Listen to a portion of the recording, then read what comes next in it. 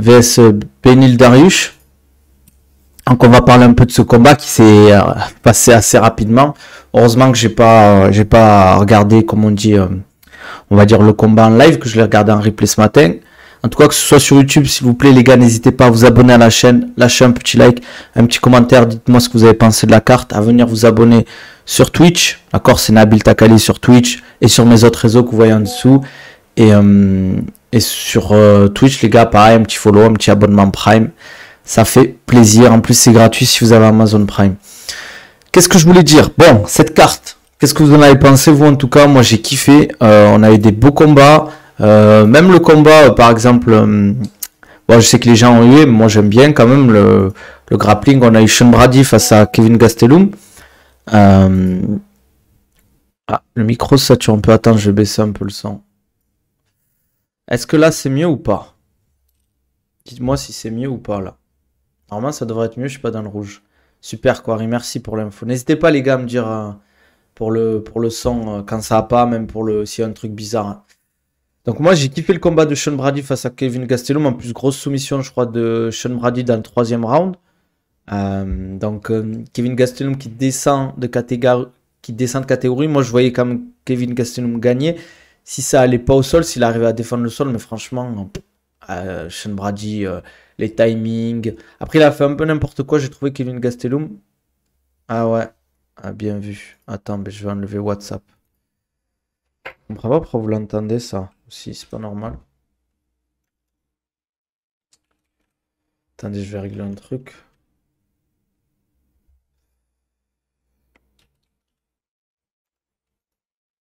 Normalement, elle est plus activée.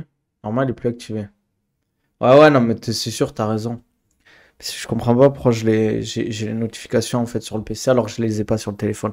Enfin bref, je disais, Kevin Gastelum qui a fait des grosses erreurs, j'ai trouvé, sur sa défense de lutte, sur les choix qu'il a fait, des kicks.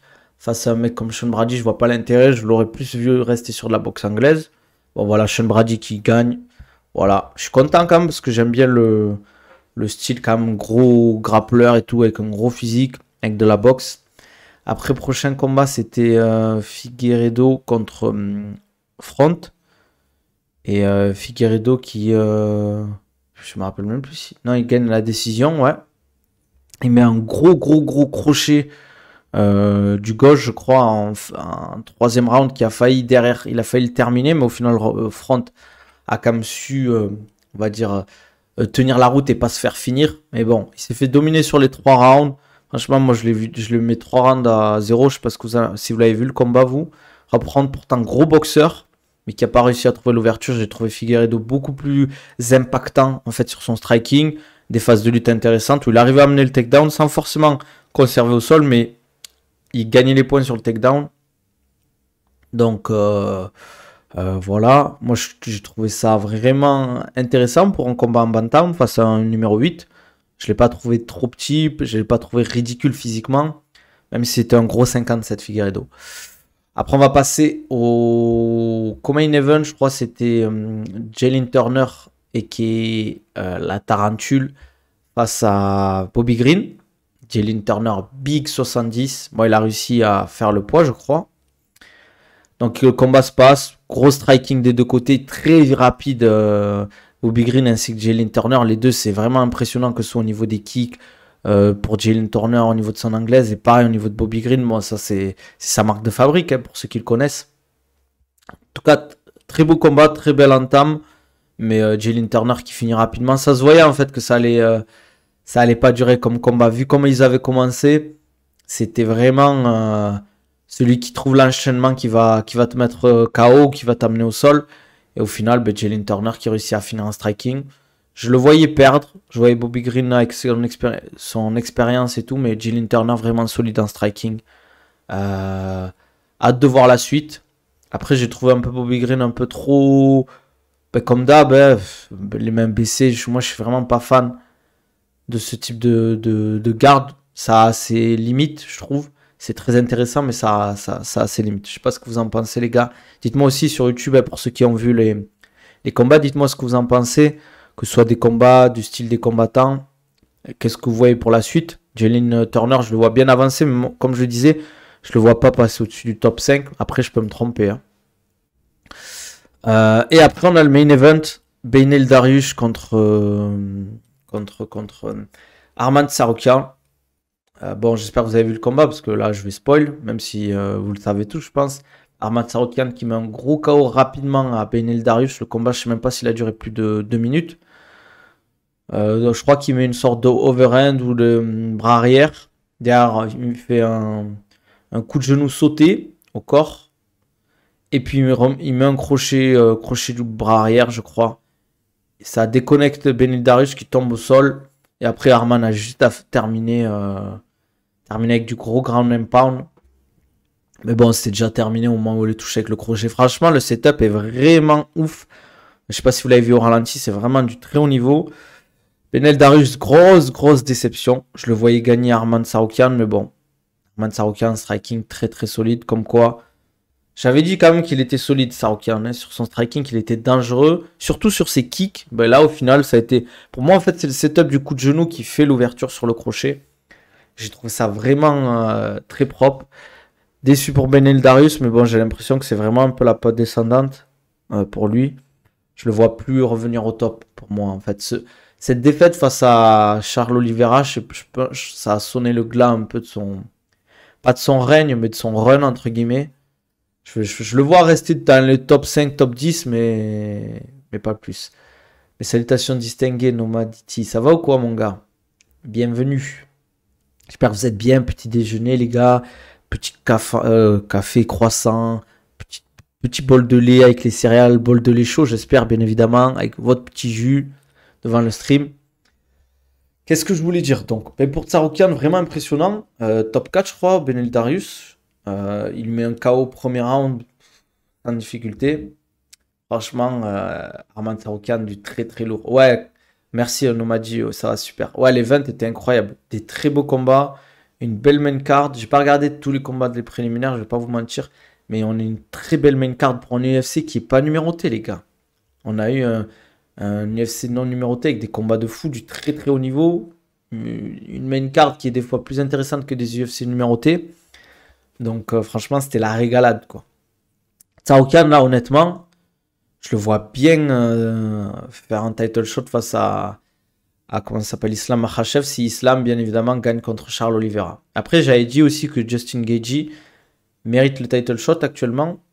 C'est toujours pareil. Est-ce que ça vendrait plus de faire un Justin Gaethje Islam Makhachev qu'un Islam Makhachev face à Arman Tsarukyan? Je pense que niveau pay-per-view, ça vend plus de Justin Gaethje Islam Makhachev. Sportivement, je vois quand même Arman Tsarukyan globalement meilleur que Justin Gaethje, même si un combat Arman Tsarukyan, Justin Gaethje, je vois Justin Gaethje au-dessus. Parce que je le vois pas amener au sol Justin Gaethje, à réussir à le conserver, etc. Makhachev veut pas la double ceinture. Ouais, mais moi, en fait, ces trucs-là, je trouve ça un peu nul. Et franchement, j'ai du mal à le voir face à un Leon Edwards. Quand même, parce que Leon Edwards, c'est big pour un 77. Hein. Je pense qu'en plus, physiquement, Islam, c'est pas une critique, bien évidemment. Mais il joue beaucoup sur son physique. Moins que Khabib, par exemple, en 70. Mais c'est un très, très gros 70. Mais Leon Edwards, franchement, il est grand. Il n'aurait pas l'avantage de la taille. Il n'aurait pas l'avantage du reach. Il aurait l'avantage sur la lutte et le grappling, bien évidemment. Je pense qu'il peut jouer sur ça, mais j'ai l'impression que Leon Edwards, c'est quand même là en ce moment, il est à son prime, même si je l'ai toujours trouvé incroyablement fort. C'est juste qu'en fait, il a eu beaucoup de problèmes avec le Covid, des annulations de combats, il devait combattre Khamzat. Il y a eu le combat aussi contre Belal Mohamed qui est fini en no contest. Il a eu tellement d'annulations, Ned Diaz au final qui bat, mais tout le monde se rappelle pas du knockdown, mais on va dire, il met un gros coup à Leon Edwards qui est un peu déstabilisé. Lui, au lieu de le finir, il le pointe du doigt en mode il l'humilie alors qu'il aurait pu gagner sur ça. Franchement, je vois. En plus, moi, les délires de double ceinture, tu le fais vraiment quand tu as défendu bien. Allez. Bah, après, il a combattu combien? Il a défendu 2 fois la ceinture. Là, ça va faire 3. Ouais, il faudrait peut-être 5, 6 défenses de ceinture pour pouvoir mériter la double ceinture. Surtout que ça bloque les KT en fait, quand tu montes. C'est un peu relou. Moi, je suis pas super fan, surtout que petit à petit, les 77, là, il va y avoir des combats, ça va monter. Donc, si Leon Edwards gagne, bon, c'est vrai que c'est un peu bloqué derrière. T'enlèves Covington, t'enlèves Kamaru Usman. Il reste qui? Il reste Belal Muhammad. Belal Muhammad, mais bon, c'est pas vendeur. Belal Muhammad pour Leon Edwards et pour l'UFC, mais bon, faudra au bout d'un moment qu'il le fasse, quoi. Parce qu'il le mérite, ce truc, quoi. Donc, voilà, voilà. Je sais pas ce que vous en pensez, vous, les gars, d'un Tsarukyan vs Islam Makhachev, mais je pense que ça ferait une belle revanche, surtout que le combat a été ultra serré. La décision était un peu controversée, mais pas tant que ça, au final. Donc, je sais pas, à vous de me dire ce que vous en pensez. Même sur YouTube, les gars, si vous pensez que Arman Tsarukyan mérite ce title shot ou pas du tout, si vous voyez une autre personne, est-ce que vous voulez de voir ce combat? Moi, franchement, je veux le voir. Parce que c'est quand même deux styles que j'aime bien voir. Arman Tsarukyan qui est très fort ground and pound, avec des beaux kicks, une belle lutte. J'ai l'impression qu'il a progressé aussi en anglaise.